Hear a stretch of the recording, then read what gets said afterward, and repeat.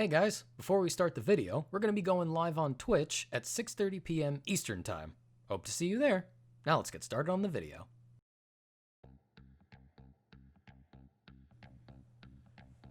Last year we made an episode on localization and translation in video games and anime, and while that video was more positive and understanding of why things have to be changed in the process of bringing entertainment over to other regions, this video is going to throw all that goodwill out the damn window. These are the times when we got screwed over by localization. Disclaimer, we're still in favor of localization, these just happen to be the times we got shafted. We'll be focusing on North American releases, hence why I have the American flag in the title, though I know Europe and Australia do get their fair share of getting screwed over too. For example, Professor Layton 4 had an entire section of the postgame removed due to it would have delayed the release. And this is to say nothing about the rating boards, particularly in Germany and Australia, being unnecessarily strict at times. Hotline Miami 2 was originally banned in Australia, or how the Left 4 Dead series was gutted. With that out of the way, let's talk about Nintendo and their history with American releases. We've known Nintendo for a really long time. They were the company that gave us most of our childhoods. As of last year, they've amended their stance on censorship, now believing that the rating boards, as well as the company's own parental controls, are enough to stop younger or more sensitive audiences from being exposed to adult content. Take notes, Sony. But it wasn't always like this. Welcome to Nintendo in the 80s all the way to the turn of the millennium. To quickly summarize the rules, these are the things that could not have been featured in North American Nintendo games. No nudity, no sex, no foul language, no excessive violence, no domestic violence, no religious themes outside of Roman mythological gods, no illegal drugs, and no subliminal political messages. Now these rules seem pretty common sense, but it led to a lot of censorship. Some we get, like how they sidestep a character trying to take their own life in Final Fantasy VI, or having Ness wear clothes in the dream sequences of Earthbound, as well as the renaming of Threek to Threed. But changing the cross into an axe for Castlevania II Belmont's Revenge? That just seems unnecessary. This is the crux where our argument begins. Because Nintendo did not want religious imagery for US releases, we got stuck with a lesser weapon. As we've said before, they've changed a lot over the years, but before they made that statement about not wanting to censor things, they removed breast scaling Xenoblade Chronicles X. For people who don't know, in Xenoblade Chronicles X, or Cross if you prefer, you can create a custom character, and Nintendo removed the ability to scale your female's chest size. It's a shame. I know a lot of people who love to make themselves in video games when given the chance. Or at least a fantasy of themselves, one that isn't hideously ugly or one with a great big personality. This seems a little restrictive. If you wanted to make a character with ballistics, or one who believes flat is justice, all the more power to you. Don't take away the option, Nintendo. Another thing that they denied Western audiences is a minigame in Fire Emblem Fates where you can give your characters head pats. Because in a game where they can fall in love and have kids with each other, head pats are just too lewd. Some may see this as censorship. We see it as removing content. Censorship is like how the Western release of Dragon Ball Fusions removed swords and replaced them with sticks.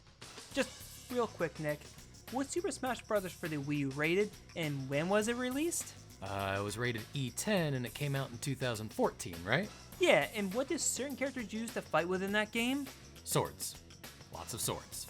And what does Joker use in Ultimate? A gun! And this is rated teen! You have no excuse, Bandai Namco! Yeah, that's an example of weird censorship that just makes no sense. But when a developer or publisher straight up removes certain features, that's a whole nother ballpark. Exhibit A, Dynamite Headdy, a Sega Genesis game that for the US release had all the cutscenes removed, leaving you with no context for this fever dream craziness. They also made it so that continues had to be earned rather than given at the start. Exhibit B, Marvel Superheroes vs. Street Fighter. There was a character named Norimaro that was cut from the US release. In a way we can understand why he was cut. He's based on a real-life Japanese comedian that probably wouldn't be recognized outside of the country. But there's still no reason to cut him out. They could have had him in anyway as like a secret character. Exhibit C, Ninja Gaiden 3.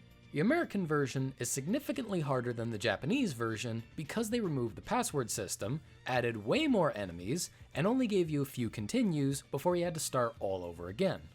They did this because they wanted people to buy the game instead of renting it, which was a common practice during the era. They did a similar thing in Einhander. The Japanese version of the game has a free play mode where you have infinite lives at the cost of disabling your score. But who even cares about the score? I just want to play my fun shoot 'em up. This isn't the first time the US got a harder version of a game either. Resident Evil 1 on the PlayStation 1 had aim assist disabled, and there were fewer ink ribbons and less ammo for your weapons. Some may argue having fewer resources makes the game scarier, so maybe that's a point in its favor. Thankfully, the aim assist was added back in for the director's cut, though one change not for the better was the new basement music, which is just fucking terrible. While we're on the subject of Resident Evil, the fourth game in this series had an easy mode, but was removed for the US release. This one may not be that bad. RE4 already had a moderate difficulty. Not too difficult, not too easy, it had a good balance. Maybe if this game was for kids, an easy mode being removed wouldn't have been that acceptable, but as we know, RE4 is not exactly family friendly. And what about other games like Super C and Contra Hardcore? Super C had its level select code removed, and Hardcore had limited continues, no cheat codes whatsoever, and you died in one hit. Wait, didn't you always die in one hit? Well, it turns out this is the first Contra game where you could take 3, but only in the Japanese version. The US version truly is hardcore. One more example of the US release being harder, though this might be more of an obscure reach, Exile Wicked Phenomenon. The company working designs, while some people may not agree with their choices on how they translate some of the games, they could still be considered the Atlas of their time. But when the first Exile came out, it was too easy apparently, so they tried buffing the enemies for the sequel.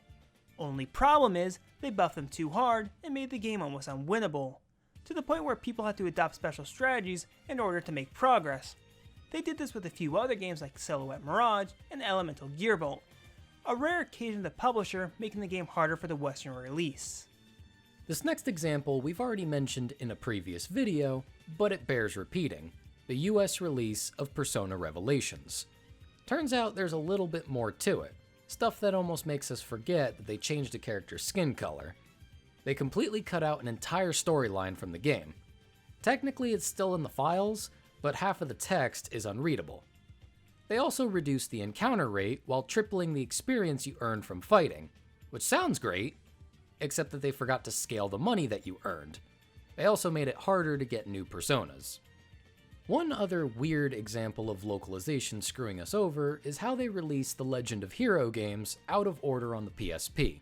They put out the second game first, then the first game second, and then finally the third one. Why? Truth be told, we don't know. All we know is that the games were released in a very strange way, a way that may have made the game sell mediocre as a result. Who published this series again? Bandai Namco? You're in this video twice? Stop it. Get some help. We'd be remiss to forget all about the anime that was changed in order to conform to Western audiences. We already covered most of them in a previous video, so we don't need to keep beating the dead horse that is for kids. But we do have a few more that just confuse a lot of people because they outright changed the story. The anime Robotech was 3 different anime combined into one for the purpose of being syndicated. I know it was popular, and some people do like it, but others thought it just didn't work. Another mishmash of 3 different things that didn't work is Digimon the movie. Good God, I remember being excited for this movie, and I loved it as a kid. But when I grew up and found out that each third of the movie were their own separate films, I had to watch the originals. The Diaboromon part was good, it stayed true to the source material, and it was pretty funny. The last third of the movie though, complete dumpster fire. They altered it in such a way that it almost seems like a gag dub. Seeing the third movie, and then rewatching the butchered American version, my reaction was something like this.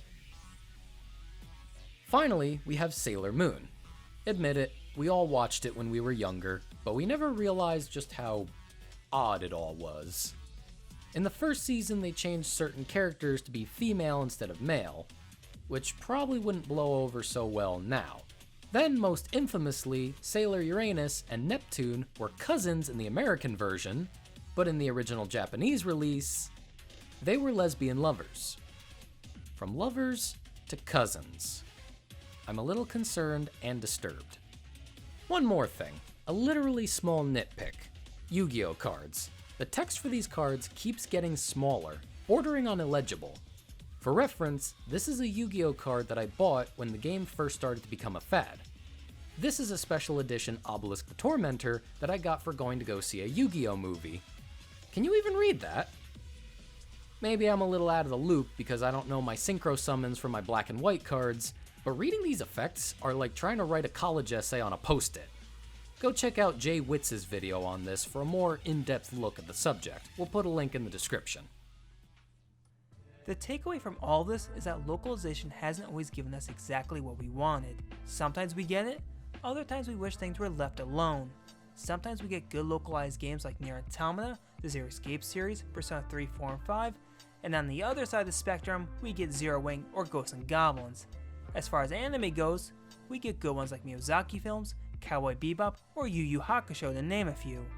Other times, we get the original Sailor Moon, most things 4Kids touched, and some of the, no pun intended, bizarre stand renames in JoJo. I mean, Deadly Queen? Really? Oh, and there's Ghost Stories. Actually, that's an example of one that's so bad it's amazing, well worth the watch. Fair point. As the world grows, so too does our understanding of it. Localization will continue to get better. Heck, it's pretty good right now, because considering where it started, the only way to go is up. Thanks for watching the video, everyone. If you like it, share it around, it really helps us out. Leave comments down below of your favorite localization blunder, or about the ones that we missed. While you're at it, check out our social media junk in the description below. And if you could do us a massive solid, check out our Twitch channel, especially now that we're starting to stream more on it. Again, we'll be going live around 6:30 p.m. Eastern Time to whenever we feel like ending every Wednesday. We have our full schedule posted over there. So until next time everyone, take care, and we'll see you in the next video.